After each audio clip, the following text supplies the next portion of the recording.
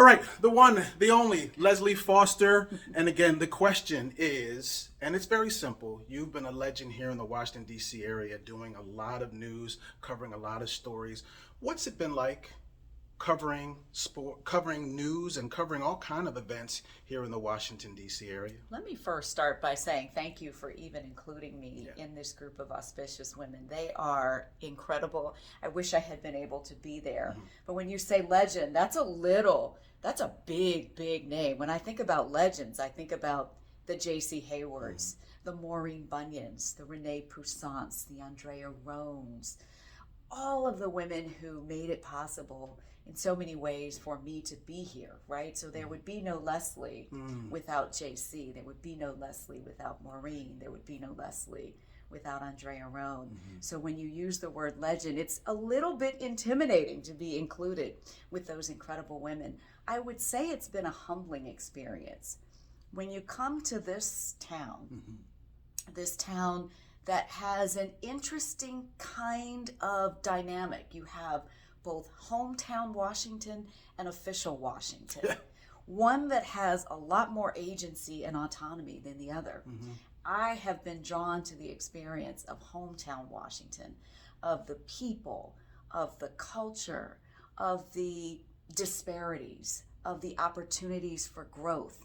And so when I think about my time here in Washington, it really has been about growth. It's been about finding my place, finding my voice, seeing people who have lived on the margin and ensuring in some way that they have a voice and a say in the narrative of the day. When I think about my time here in Washington, I think it's been shaped by making sure that all people have agency, have a say in how they are represented. And I also think it's important for women like me to have a say in equity, right? And how these stories are formed. I think what we know and what we've learned in this first draft of history, if we call that what we do here in journalism, that the people who helped to draft that history matter with respect to how the fully formed history is told. So who tells the story is just as important as what is the story. So to the extent that all of the women you have invited had a part in the telling of this story, I think it's a bigger, broader, more inclusive story because of all of them. And I guess when I say legend is that people are watching you pass the baton to them, and these younger broadcast journalists are looking at you as a legend as you looked at the others as legends. So as this baton is being passed down, the question now is asked, how has communications changed? Because obviously when you hear JC and you hear Andrea and you hear Maureen tell the story, and then how you tell the story, and then how it's going to be told even more with social media and things like that, how has it actually changed for you as you started the craft to now? I can tell you a lot has changed. There used to be a time when JC, Maureen, and Andrea told you something, you believed it. The times have changed. Misinformation has such a hold on our nation and our industry. So sometimes the things that I tell you, or the things Allison tells you, or the things that Sean may tell you, you might question it differently because of how misinformation has seeped into our consciousness. So we have to work harder to earn the right to share these stories, to be believed when we share this information, and to be accepted as the storytellers of record to share this information. It is a different landscape now for sure. There are so many other places where you can get your news. And so for me, what I've learned in terms of staying power is all about connectivity and really trying to find a reason for someone to watch. I want to listen to you share this story because I like the way that you bring it to me. I like the way you make me feel, or I know it's going to be a tough conversation, but I can trust you to guide me through this bit of information, whether it's good, whether it's bad, whether I want to hear it or not. Yeah, right. So I think the times have changed, which has made it harder for us as communicators to break through all the noise, to get to the truth, and to get people to believe the truth. Lastly, I mean, I was asking some of the talented women on the panel, and they all had stories about the male anchors that they shared the desk with. You know, Maureen was talking about Doug Hill, and you know, when I talked to Doreen Gensler, she was talking about Vance. And obviously, it's been a year since the passing of Bruce, but you did such a great job at his memorial service. I just have to ask you, what was it like being next to somebody so iconic, helping you grow your craft as a woman?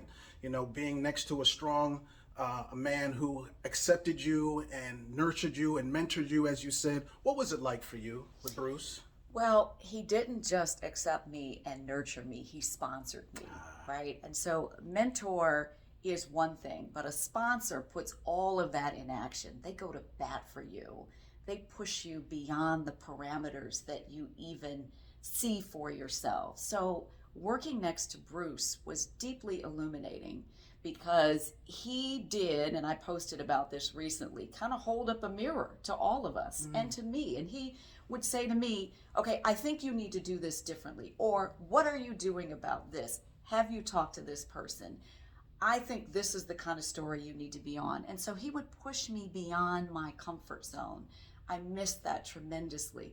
I also would not be the journalist I am today without the imprint of Bruce. And so while we celebrate this sister circle that you have pulled together of women who I deeply admire, have looked up to, have learned from, who I call my sister friends in so many ways. Yep.